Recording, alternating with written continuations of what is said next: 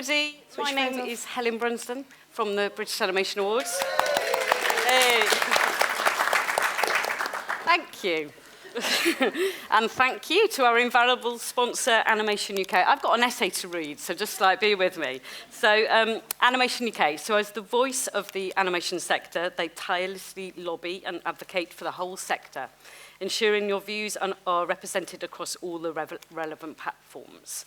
This year, among lots of landmark achievements, Animation UK fought for the increased tax relief for animation. We do not have slides, by the way. Do not have slides to represent this, but you're going to have to bear with us.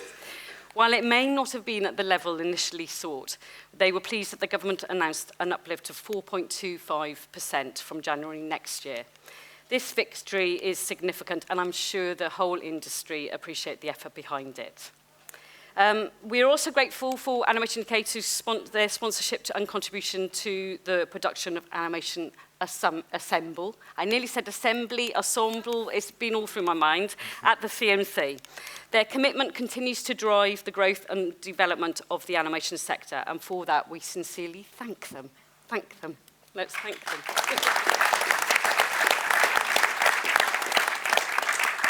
I also know that Kate O'Connor, Neil, Roxander and Audrey are in the audience, and before I forget, the great Shannon Reeves from Blue Zoo produced this session, and Tracy Liddell executive, so thank you.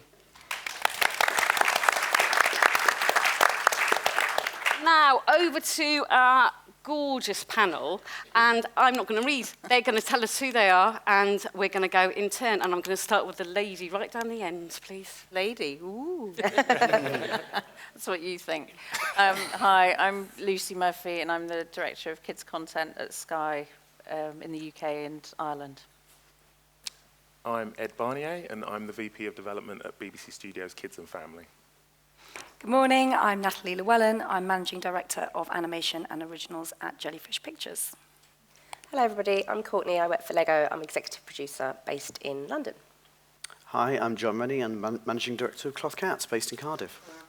Thank you very much. It's lovely to see you all. So I'm going to start off with the first question, and that is, are new platforms creating new opportunities for IP? I'm going to throw this to Courtney, please. I'm so pleased you asked me this question. I know you are. So I can only obviously talk to what we're doing at Lego. Lego is obviously very well-known IP in itself, so we've got that leverage where we've got a really well-recognised brand, so we can afford to take more risks with new content because the IP itself is fairly well-known.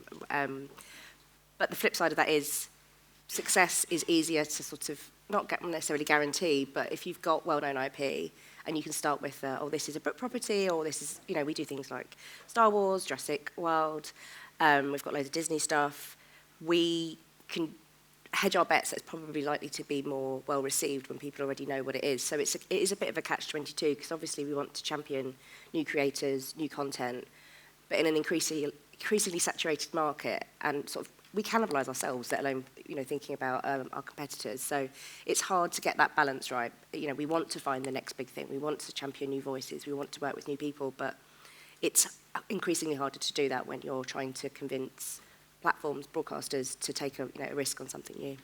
Okay, great. And same question. I'm going to ask same to Lucy, please. Yeah, I think in terms of platforms, our industry is constantly evolving, and we must too. That's not to say there aren't some platforms with, risks. I think all of us in this room share concerns over some platforms and what that offers for kids.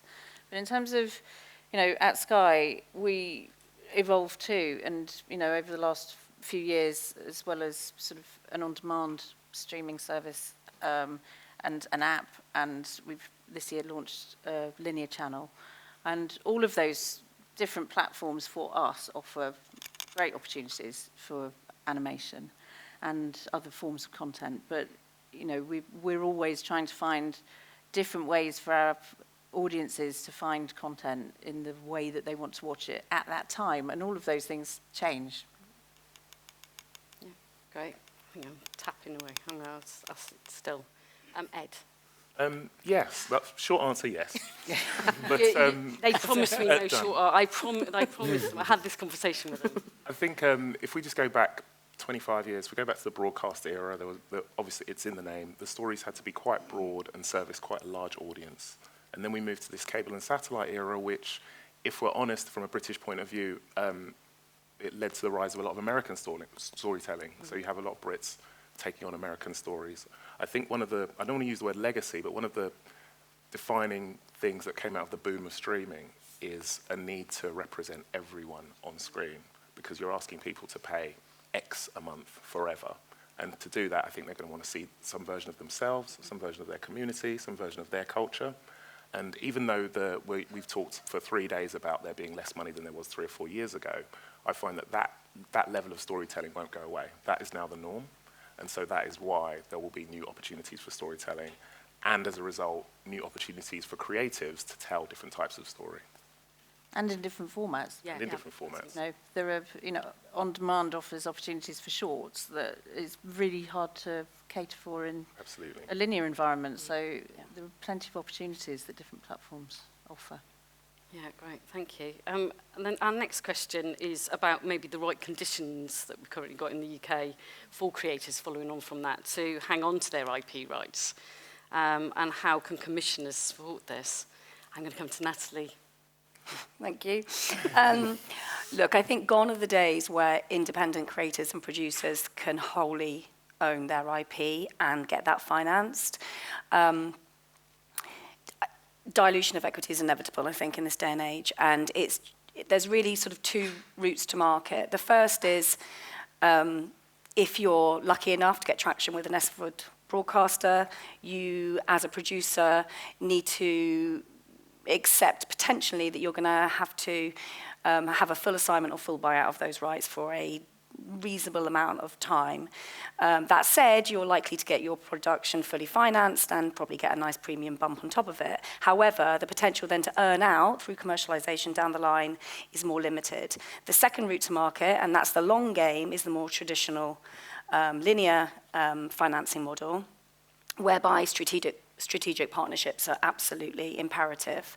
And that's really just about the rights wrangling that you go through for that. And it's about making sure that you partner with people that are able to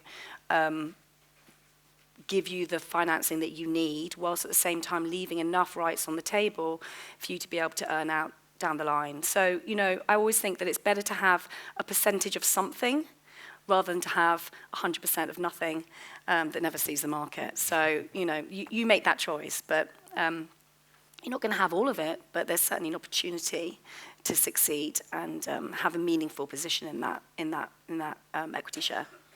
Yeah, thank you. Yeah, I think, and Lucy, do you want to just pick up on that? Yeah, sort of same question to you, really. Yeah, absolutely. I mean, as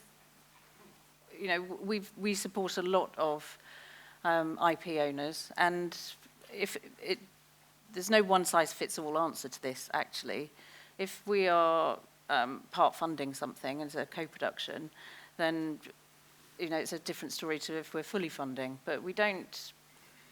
It helps us if we have very invested IP owners who have rights that support what we do on TV or on demand, because and I'll give you an example. Really, Aardman are great at actually being out in the world with their brands, and we've just done a great, we've sponsored the Morph Art Trail in London, which is fabulous, and all of those things that support, you need the IP owners to have the rights to be able to do that, because we don't have a consumer products business, so of course we need IP owners to retain those rights to be able to do that. So yes, we do take an assignment of rights for the show that is made, but not for the underlying IP. Yeah. Now, Ed, I know you're not a commissioner. I You pick up on that. I just want to totally agree with what Lucy was saying. I find having the IP owner keeping their rights empowers them even more and supports them. We have a number of projects on the development slate at BBC Studios Kids and Family where the IP owner holds on to the rights, the underlying rights. And I will also say on top of that, there's never been a better time to negotiate that with the broadcaster or the partner or whoever you're speaking to, because there are so many ways now to launch a brand or IP without any TV. Yep. So things come from video games, things come online, they come from podcasts, places with fewer gatekeepers and lower barriers to entry.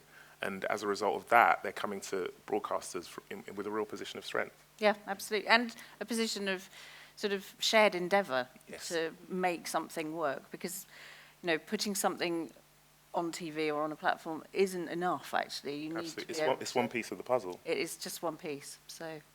Yeah, and there were some good examples at a session just about sort of maybe new ways of strategies and financing, so if you haven't done that. So yeah, thank you. And I guess coming on, we've just been mentioning about the tax relief uplift. I wanted to ask, and I'm going to come to you, John, may I ask how this maybe and other public funding line up with our international competitors? And I'm coming to you as the Welsh voice sitting up here. And is there any advantages to living out in the regions and nations and regions?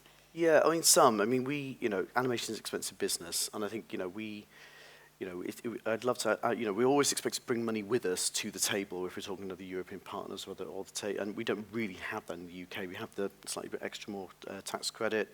Welsh government are now offering 10% of Welsh spend as part of their push, but of course, a lot of that to do with skills creation. In Wales, we are often the training ground for the bigger studios. The decision making is done outside of Wales, but we're trying to get production working in Wales. And I think the problem for us is, continual production is difficult. We're working hand to mouth as a studio. We don't know whether the work is coming one year or the next.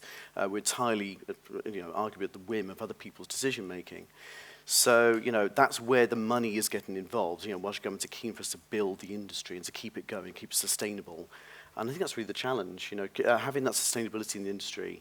We've had sort of, 10 years since the last tax credit where, we've had a lot of production coming through. That's starting to fall away. I think the ACT fund kind of disguised that a little bit, but now it's really falling away. I mean, I don't want to be doom and gloom to everybody. Sounds like there's a lot of doom and gloom this time. But for us, we're keen to, try and grow the local industry and keep jobs going. But we're losing people, since the pandemic, everyone can work at home, they work in hybrid, they can work from anywhere, working with Jellyfish anywhere now. So I think that's a big challenge. I'd love to be able to give our work away for free on YouTube, but we can't afford to. So I think what you're going to find is you've got other big companies who can bring money to the table, or you've got development companies, there's going to be nothing in between. That's the big concern for us. I'd like to see it a bit differently. Yeah, I guess they're picking up on maybe a later question, but it's about the development funding. So do you want to just pick up on that, sort of like Creative Wales or? Yeah, Creative Wales put some development funding in. There's a few people in the audience who received that as well.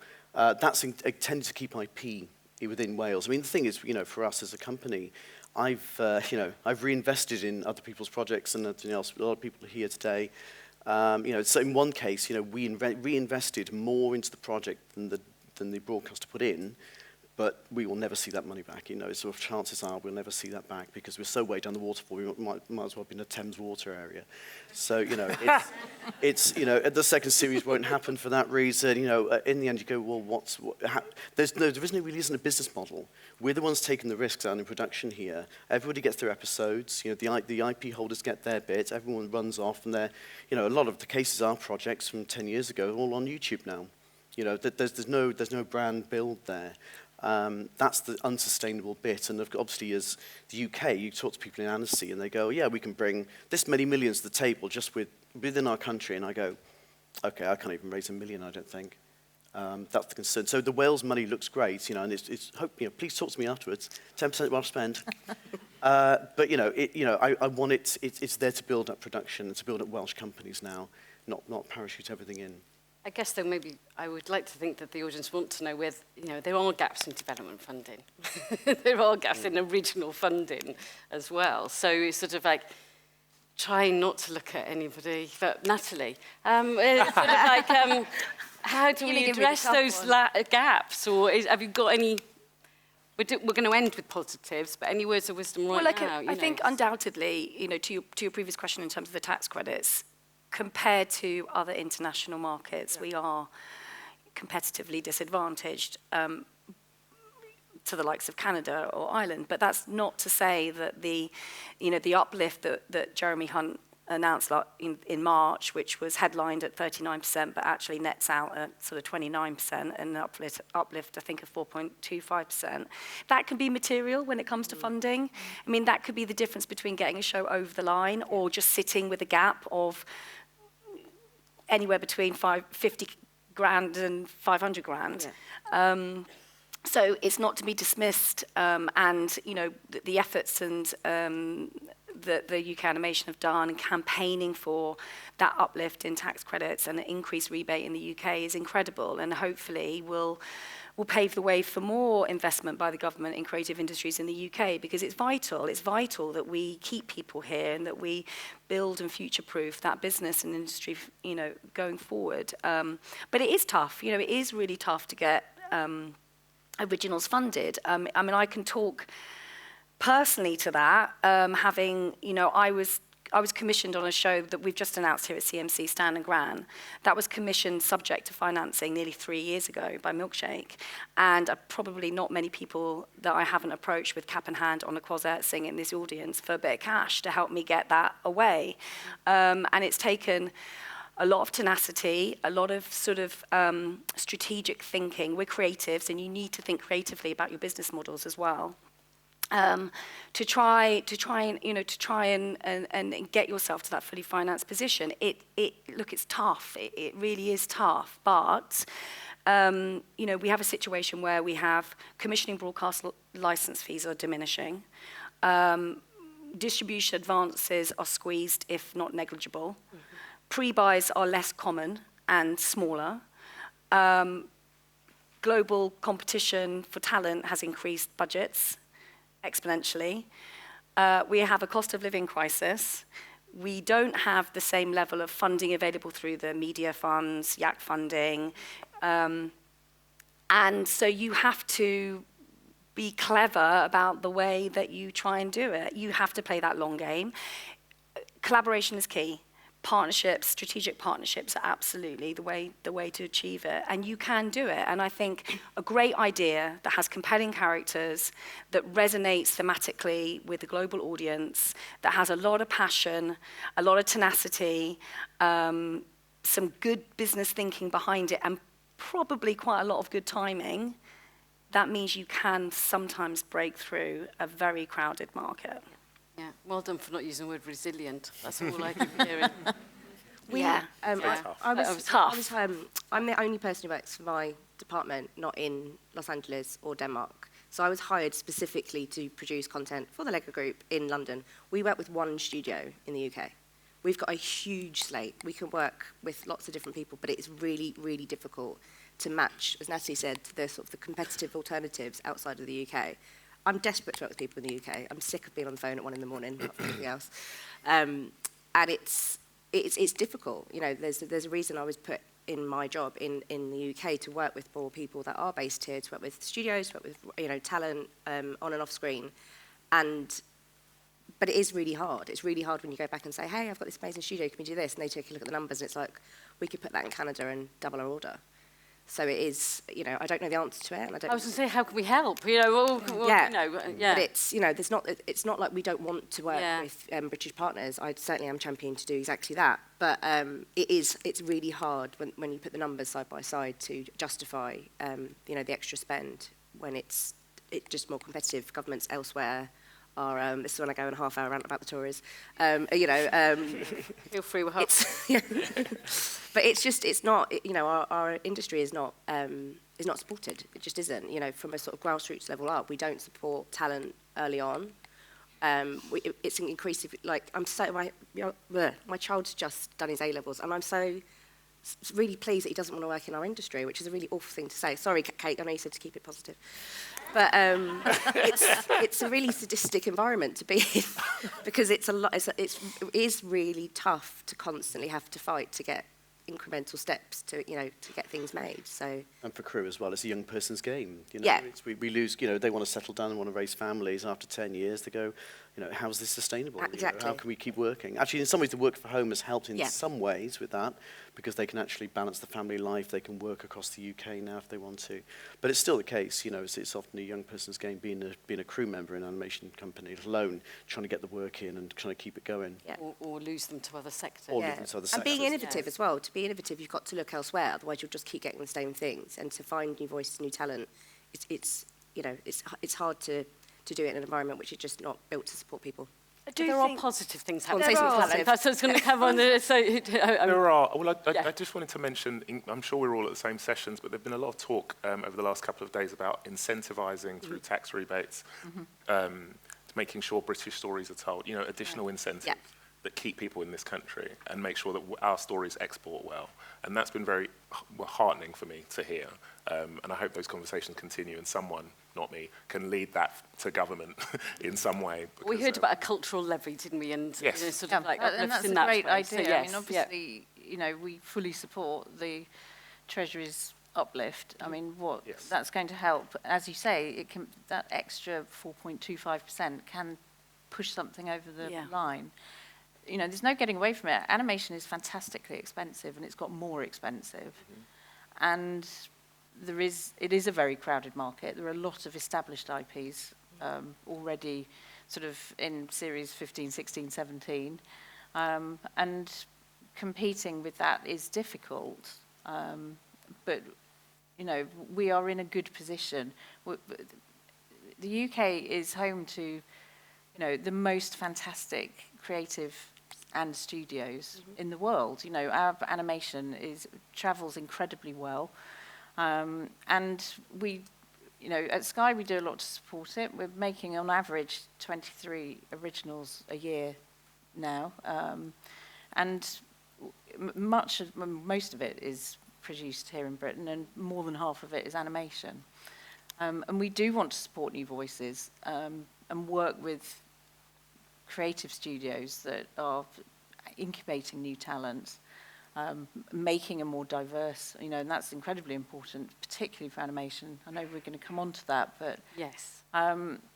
funding is difficult. There's no question. I've got shows that I've committed to, as Natalie's just said, you know, we've committed to productions that get moved from one financial year to the next financial year because the rest of the funding can't be put in place. Yeah. But those sort of global partnerships and you know, clever co-productions have always been part of producing animation. That's not new. It's definitely something. I think there has been a bubble of the global streamers fully funding, Right. which has actually, for a few years, masked the need to patch together those really complex co-productions that we've all been part of. No one ever wants to be part of a 27-person co-production, by the way. Yeah. But you have to be Nimble. Yeah, and I think broadcasters are being kinder in the fact that the sort of the rights wrangling that we've had in the past, or periods of exclusivity, there's more sharing, and in sharing, then there's more opportunity for everyone to get a return on their investment and to give everyone a better chance of being successful. And I think that is something that's really welcomed, and I think it's something that will continue to be a game changer for originals to get funded. And I think, you know, we've been talking about... Hang on, Sarah Muller's phone's going on. Oh my God. We've been talking about regions and nations. I mean, one of the things that also made the difference to our funding was, and it was a recommendation from Louise actually at Milkshake, was to say, you know, to seek out S4C in Wales and seek out BBC Alba. Whilst those license fees are relatively nominal comparatively, they do make a difference to that financing model. And at the same time, it means that you have your show, and ours is a particularly British show, that, you know, is being represented by all of those regions and supported and being able to be seen in local language. And, you know, and I think that's incredibly important. And more eyeballs means more traction, and more traction means more potential commercial out down the line. And if nothing else, it's a celebration of all the good stuff that we in this UK industry do. So that can't be sniffed at. And congratulations, by the way, for the new show. So yeah, but Lucy, I'm picking up on I've heard the last couple of days the word investment batter around. I think we've got to define that slightly, not necessarily now, but I think going forward, I think that is the UK body that needs to sort it out. Sort of what everybody means by that. Where's that going to come from? But I think we've just acknowledged that, the original content budget have gone, the commissions have gone down, or the investment has gone down, or maybe not at the same levels as previously. So I was going to come on to that, really, sort of picking up on that. Yes, so that may be the case overall, not for us. We've increased our investment over the last 5 years massively. So I've said, 23 on average originals a year that we weren't making 5 years ago. So it's, we have increased our investment and will continue to do so. Yeah, and I think it's unfair because I do congratulate Sky as well for all that. Ed, I know you're not a commissioner. I keep saying this. No, I have a point of view of those. So. Good, that's what I want. But I would say that I know I sound like a politician when I say this, but the situation has been global. The lowering of investment, and this is still a great environment to do business in, despite that lowering of funds from mostly from global streamers. I think we were just in, as Lucy said earlier, that we're in I don't want to use the word bubble, but we're in a growth strategy built up by stock markets, which somehow led to more kids' content being fully funded and produced for 2 or 3 years, making us forget of how we put deals together previously. And we're just going back to that now. And from my side, BBC Studios Kids and Family, if we find projects we love, we do invest in them. And we're doing all we can to try and keep that level of investment. But the reality is a kind of recalibration back to there may be 2 or 3 partners. And there's a different answer to that on the storytelling side, because when you do have 2 or 3 partners, when you're trying to tell specific and authentic stories, you do have to find ways to work around that. But it's a challenge that we all had in the past, and we're all very capable of working with again. Well, that leads me quite nicely on to, is there too much focus on revamps, maybe, book properties and known companies? And what broadcasters, and I'll throw it back to Lucy, doing to support new creators. We've already touched on this on original ideas, but I just wanted to say I wanted to bring the revamp. Known IP and revamps are always going to be popular, not just because of the sort of ongoing issue of discoverability and kids finding and recognising new shows, but they're revamped or it's produced because for a reason. The underlying IP is really good. I mean, why would you ignore it? So we will continue to do things. We've announced Isadora Moon. That's based on a fantastically successful series of books. Why wouldn't you want to turn that into an animated long-form series? But likewise, we do also really value those new ideas. We've created, with Visionality and Studio Liddell, Boost New, which is the most beautiful show, which is a completely new IP. It's come from Julian's mind. We've got coming later this year, Ready, Eddie, Go, which, yes, it was, that's come from the kind of lived experience of Nikki Saunders and trying to find work for her neurodiverse child, and us sort of appreciating that those stories and those ways of viewing need to be represented. So we will support both the known IP and new creative projects that offer a very different viewing experience and a very different genre. And actually, I know we're all trying not to be doom and gloom, and I certainly don't feel doom and gloom. I feel huge enthusiasm for the range of ideas that we see, and our ability to fund to different levels. And sometimes we do fully fund if we can see that there is no global or no quick way to fund a show. Now, obviously, that means that the budgets have to be tolerable. And it also means that we will invest in a different way, so that we would put a license fee in, but we would also put an equity fee in. And of course, for that, we would expect to be an equity partner in that project. But it means we can get some shows, not all, across the line quickly. Yeah, thank you. Courtney, anything to add? Yeah, I think it would be remiss of us to not see that revamps and book properties happen across the industry full stop. They happen in the adult space as well. So it's not that we're limited to, in the kids space, that being inspiration for an idea to work. So I think, like Lucy said, it's just doing both. It's managing to do both, to create a space where you might be relying on known IP, and as Lucy said, it's because it's good. I mean, look, the Barbie movie's coming out. Everyone's going to go and see the Barbie movie. That's, very well known IP. Yeah. I worked in the Barbie movie about 1 million years ago when I used to be at Mattel, so, but it actually got made when I left, so make of that what you will. But they, but again, if you take Barbie as an example, obviously that's not intended for children, but it's doing something known in a different way. So I think if you can use new voices, if you can use, obviously Margot Robbie's not a new voice, ignore what I've just said.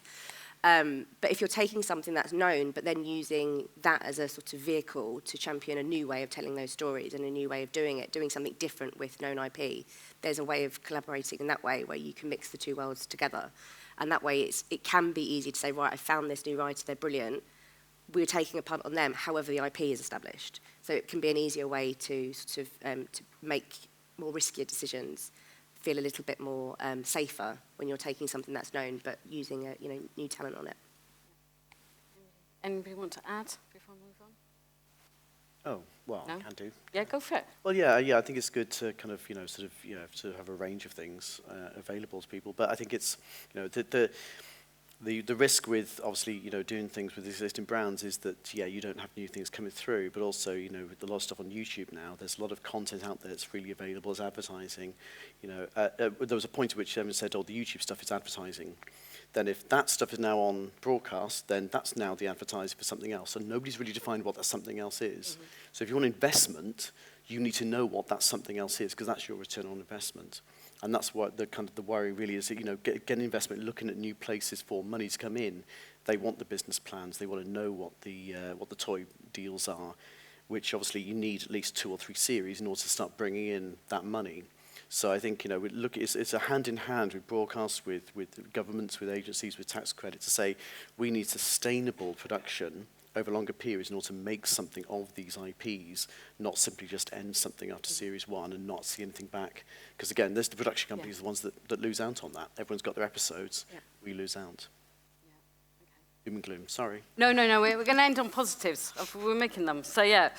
But thank you. Yes, we're all right for time. So I think we've already touched on this, actually, about the talent. I think we're all in agreement, of tremendous creative talent on and off screen. But how, there's still the question, how do we support and invest in more animation skills, talent, diversity in the UK animation industry? So, Natalie, I'm going to come. Look, I think we're doing an okay job, but we could probably do a lot better. I think that's probably where we're sitting. I mean, at Jellyfish, we try very, very hard across lots of different touch points to engage at a grassroots level by going into schools, to be able to support at universities through talks and panels and bringing people into the studio. We do internships, mentorships, returnships, engage with fantastic campaigns like Secret Story Draw. There's Young Animator of the Year, Blue do fantastic summer internship. I mean, there are lots of opportunities which are supported by the likes of Screen Skills and everything else that goes with that. But we need to be looking. And when I say the word future-proof, it is about making sure that the talents that we are nurturing and growing, we are giving them proper career progression and a trajectory that means that they stay with us, because it is really, really brutal out there right now in terms of recruitment for talent. And retainment of that talent is imperative, and making sure that they feel that you have a community whereby you do think about the career progression, that it's not just a one production stops scenario. And, the fact is that we have got wonderful studios. We have got fantastic mentoring schemes and internship schemes that, they do give talent strong opportunity to progress. But for sure, we could be doing more, undoubtedly. Certainly levelling up. Levelling up. The HODs. But did you want Mama Youth? I was going to say, so do you want to come in on that? Or, We have I mean, I think it starts really young, actually, and for Sky, we've got a lot of different access points, starting with Sky Academy, where we invite kids around the UK from 8 to 16 into Sky. Every day of the week, there are school groups coming in. They get an opportunity to sort of have a look at what it takes to make a show and visit studios and then make a piece of content. And actually making it, sort of demystifying the process, making it accessible from that early age. You know, that's where it starts. Then, you know, we do have training schemes. We work with Mummy Youth, which gives a diverse and you know, socially and geographically, I think it's also really important to make sure that we are encouraging kids and young people to see that they can do this and that this is an industry that is open to them.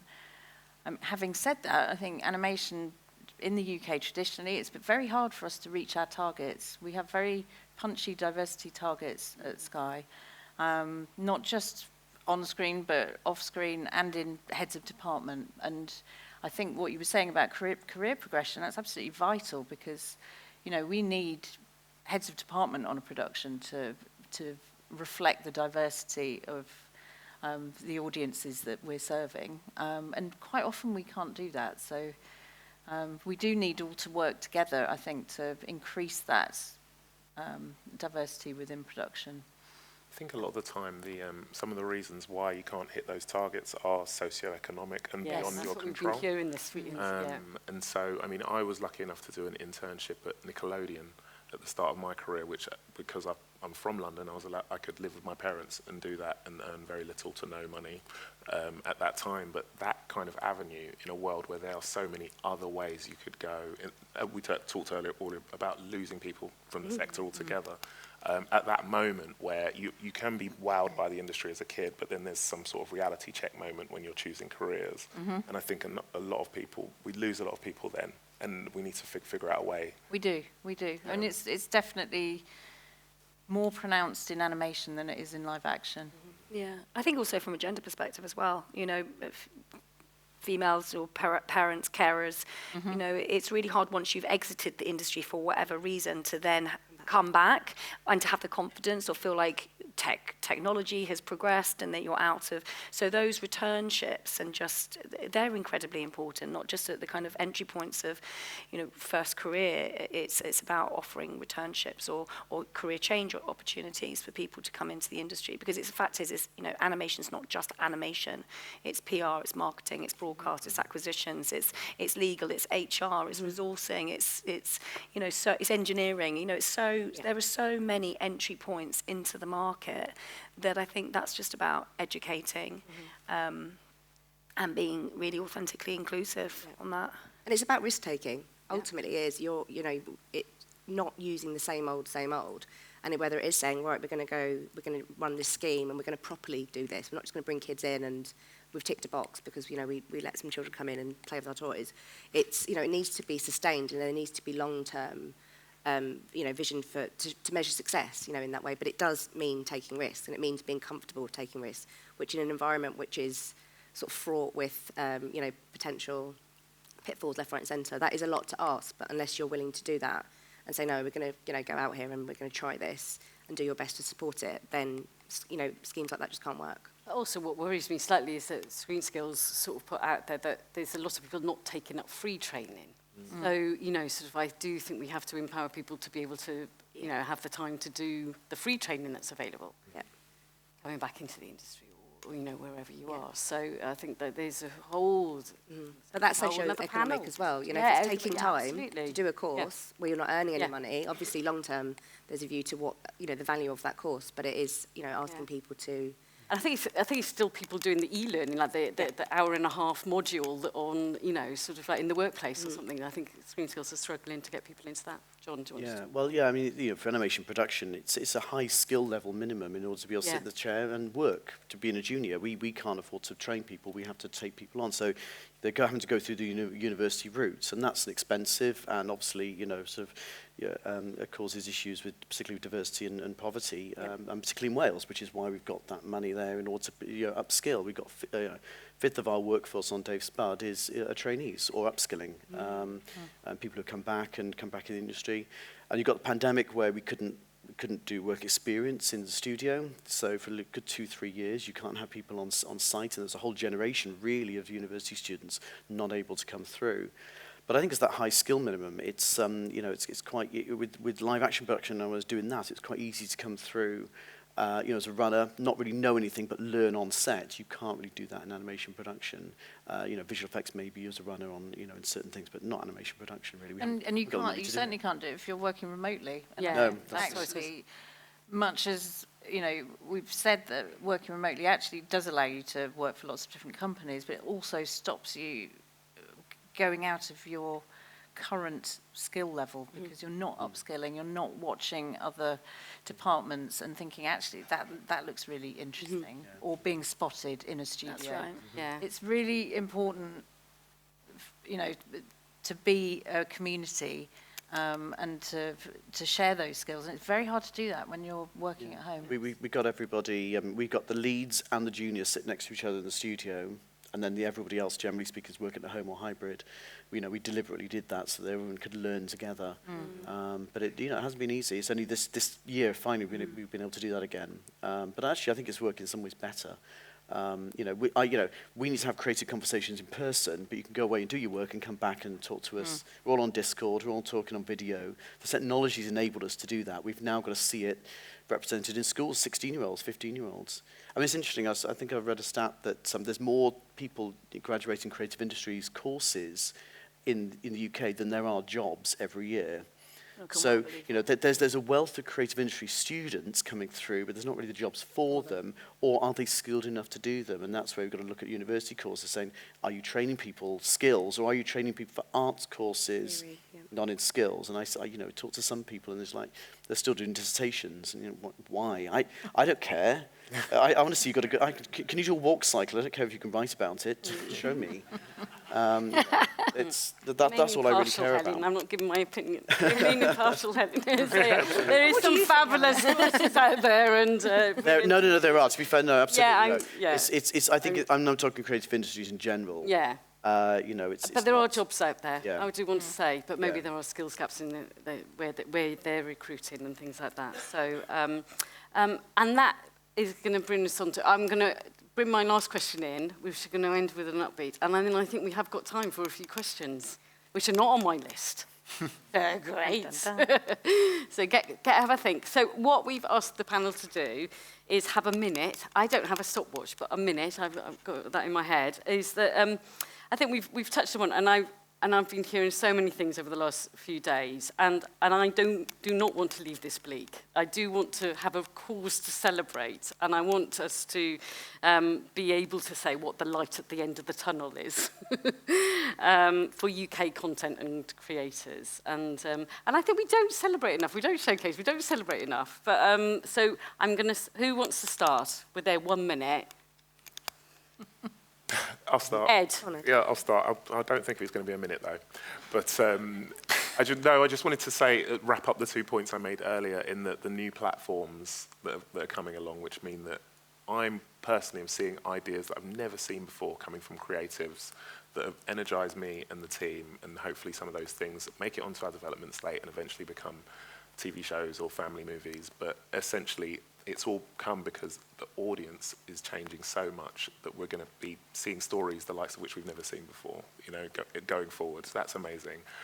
Add to that the other thing I mentioned, which was really energizing at this market, which was about the legislation and looking at different ways in which to incentivize people to create bold British stories.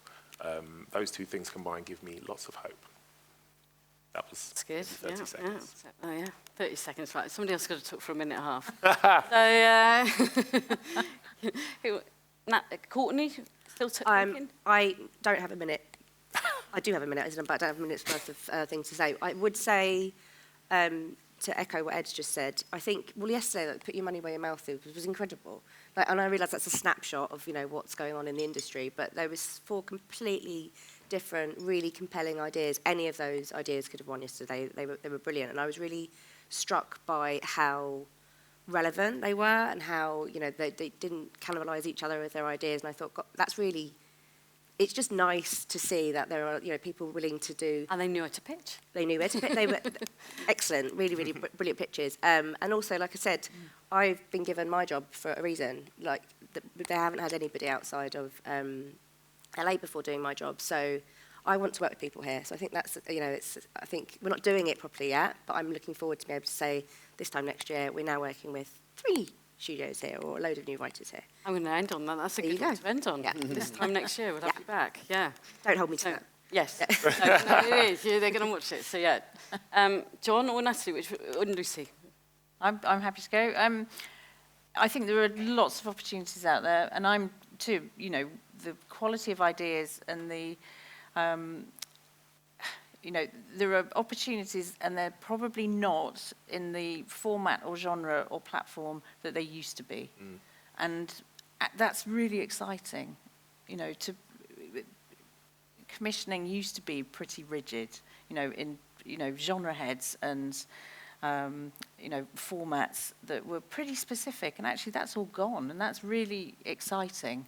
So coming with a very open idea of, you know, the questions now are not, oh, is this factual entertainment, or is it education, or is it entertainment? It can be a different thing altogether, and that is exciting and creatively inspiring, because you're not hampered now by those old constraints of formats and genres that we may have been. You know, and I would also say animation in the UK, you know, we are the Children's Media Conference, not the teleconference. Animation exists on many different platforms. We've just launched Sky Live, which is an integrated camera in the TV, which allows us to offer really immersive, interactive entertainment experiences for kids and families to play together and do together. That's really exciting. That's offering opportunities beyond a traditional TV format. So, yeah, the world may not be our oyster, but there are many oysters out there that Have pearls in them. have many pearls found, yes. And animation is a beautiful art form. It All of really that. is. So, yeah, brilliant. Thank you. I mean, I'm every day reassured by the calibre of creativity that comes through the door, whether that is original ideas that are being pitched into us from the original's point of view, the writers that we're working with, the talent that's coming through the door regularly, the output that we're producing, which is competing on a global level. I think, you know, it is there's a lot to celebrate. And there's a lot to be proud of, and there are always challenges in business, and it ebbs and flows. I think what's good is that people recognise those challenges and are collaboratively working through them together, so that we can set ourselves up for future success. And that's incredibly important. I mean, my advice to anybody who has an idea out there is that no's never a no, it's just a not right now. And that's worked for me, so best of luck. Okay. But also, you know, give a big shout out to everybody working in the short film format. Yeah. You know, Yeah, for this- sure. we've got a really resurgence in that. And anyway, there's curators, exhibitors, all of that in the animation space, and people doing work in galleries, and it's everywhere at the moment. So, yeah. Yeah. John, Yeah, I mean, I think... final word, I feel, word, yes. slightly before we throw now. I've got 2 final. Yeah, no, I mean, I think... Positive. Positive. Everything's... You know, everything's Celebrate. always What's to changing. celebrate? Come on. Yeah. Come on. Everything- Welsh. Come on, we got it. Yes, let's go for it. No, everything's always changing, and you've got to embrace the change as well. You know, it's nothing's ever stood still. There is no classic period where everything was like set for 25 years and everything was fine. Everything's always been changing. You've got to somehow embrace that, and I think that's what we're trying to do at the moment. You know, we've always done games as a company as well. You know, I came from games originally, then went to filmmaking, then animation, then now animation and games. And, you know, in the end, it's storytelling. And we're taking our animation skills, bring them into games, and having a bit more of a, you know, sort of diverse platform of ideas coming through. So we're working on Switch games and Xbox games as well. I think that's where the Clothcat crew are really keen to really make that work. That's where I think the future is as well for us, is trying to find different ways of telling those stories, bringing entertainment to kids. And that's really what we're here to do, is we entertain kids for a living. It's not bad, really. Cardiff Animation And Festival. our Cardiff Animation Festival, which is really good, yes. And And I wish I had a haircut before I did this. My fringe is really annoying me. So it's the longest I've ever had I my could have hair. done that. Yeah, I haven't had time to go to the barbers. There we go. Oh, great. Right, I'm going to throw it open. I'm on the yellow button. Oh, I'll come to you first.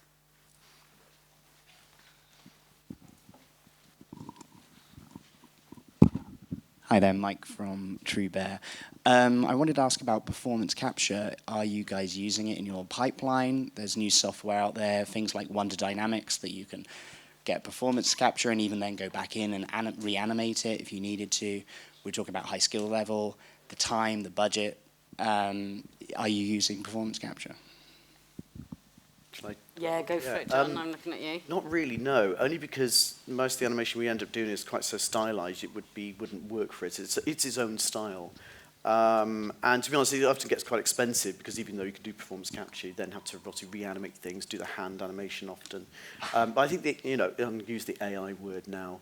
That's where the AI thing can be really interesting, is that performance capture has often done things in a basic way.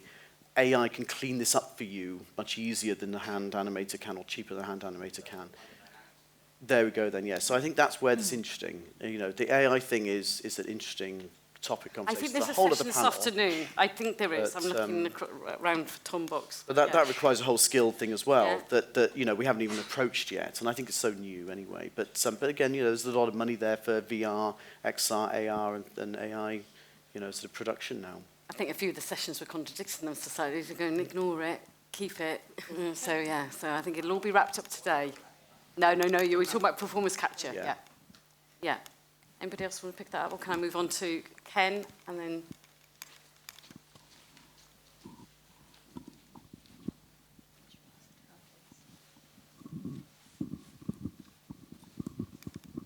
Hi there, Ken Anderson from Wild Child. Few things, chaps. I'll keep it short. So just to say, on the point about education and the young, in Scotland we're now introducing training, within schools we're now introducing filmmaking through primary school and secondary school, and it's not going to be academic film studies. It's going to be practical film studies. So that's something, if anybody in the nations and regions wants to discuss, then Screen Scotland have an education officer who is spearheading that, and I think it's a fantastic development for us in Scotland, and I'd encourage it elsewhere if it's not happening. Right. Mm-hmm. The thing about diversity in terms of animation is that within the nations and regions, we have many fantastic studios that feed in to the bigger studios, and the analogy I often use is football. So Hibernian's my team, and we supply football players to Celtic and Rangers, and some of them go on and play in the Premier League. So actually, you need the small studios in the nations and regions who can survive on scraps, and have done for many, many years. So I think supporting your nations and regions is absolutely core to the success of our healthy and diverse ecosystem within the animation industry. So please don't forget us. And when we're formulating strategies for success in the future, we should be thinking about investment, which you didn't actually get to. But when you're thinking about investment, think about investing into those places and those people, because they're the ones who train people up, actually. They're the ones who encourage them within the local communities. They're the ones who go in and do outreach. So I'll stop there, because I think I've probably talked too much. Yeah, I had one before you, Kate. There was a gentleman with his hand up before you, but yeah. And I think investment should be a definition. I think people need to come together to talk about it a bit more. Hi, I'm Jeremy Morshead from Nottingham Trent University. And I want to ask the panel what they feel that the universities could do more or do better, because I sometimes feel that we often operate with one hand tied behind our back from our institutions, which John's kind of alluded to. And for example, we've actually dropped our dissertation from 2024 for the very reason you've given. But we're always looking for support from industry, and we've actually got a lot of support recently from Jellyfish, which has been fantastic. But I just wonder what else the universities could do to get the students to that skill level they need to be, because we acknowledge that we all may be graduating more students than there are jobs for. Thank you. Natalie? Yeah, Natalie. The last one. I don't think there's anything one specific. I think it's just about. I think it potentially is about kind of the broad stroke education that you're getting at university, when you're getting potentially to learn a little about a lot rather than a lot about a little. And I think it's about directing that talent as to potentially what they might want to do and where they want to end up.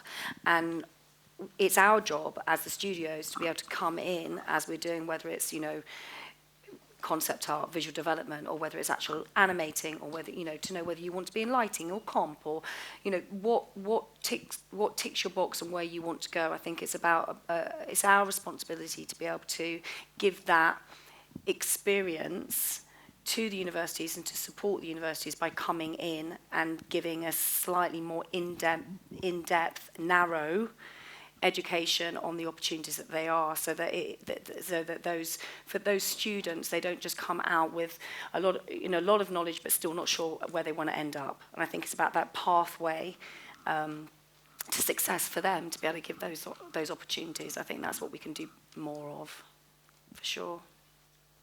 I'll answer as well. We had a conversation about, didn't we, about the fact that they've done A-levels, which is all exam-based, and they suddenly go to university and they expect to learn for themselves and teach themselves, really. And that actually getting that sort of philosophy change in students' heads is very difficult. And thankfully, the dissertation, getting rid of that is a very good thing. But what we find is often it's a skill thing, learning the software, and there's always new software. Blender is the new thing that we're pushing at the moment, not Maya. It's also actually being able to work in a studio, be able to work alongside people. That's experience. And actually, I didn't go to university first. I did 3 years of work in a games company before I went to university, and finally figured out what I want to do. And I actually encourage that of most students now, and say, actually, don't rush into this. Take your time. I'd rather just learn over time and upskill over time now. And don't take all that debt on so early. Yep. Actually understand how the world of work works first before you go into production. It's generally that work experience, and it's not easy to provide that unless you're sitting in a studio working alongside people. And I think you're doing your bit though, Jeremy, because I think you're in Annecy, you're everywhere, sort of getting to know the industry. So yeah, you're already doing it. Was there anybody else's hands up before I moved to Kate? There was one right at the back, Kate, and then one. Because I know you're going to say the final word. I know it. I can feel it. The one lady at the back. So yeah. Hello, my name is Ali. I'm a screenwriting student. So we've heard a lot about the industry in general, and I haven't heard much about writers. I've been told many times that writers are the expendable part of the hierarchy in the film industry, and I was wondering if there was more stability in animation for writers than there is in other branches of the industry. Who told you writers are expendable? Yeah, that's bad. Writers are absolutely fundamental to the process. Without stories and without fabulous scripts, you can animate something, it won't be very good. But maybe we need more development investment. In script writing and, what do you mean project development? Or project. Yeah. Get them trained up, to get them experienced and things. Yeah, it's difficult for companies to invest in writing now. Definitely. Production companies, we don't have the money to now pay writers to do, that's where the development, we've obviously got Welsh money coming in, there's a bit of Scotland money as well for development now as well. We need to see that, maybe broadcasters actually doing those development little pots to enable writers and companies to work together. Yes, development skills for different. I need creative producing to come back in on fold. Yeah. Yeah. We lack the head writers in regions as well, in nations. You know, they're not there, not bringing people through and actually, you know, sort of shadowing maybe, you know, young writers who want to start. You know, you need to have a head writer there, somebody that level to shadow and actually upskill you as well. We need that kind of flow of work. It's the same in any animation production. You need your leads alongside your juniors. Okay, right, I've got to stop and give it to No, Kate, and then that we're was, going to go out. that was an absolutely fabulous question, because I think that whole focus on development is really important.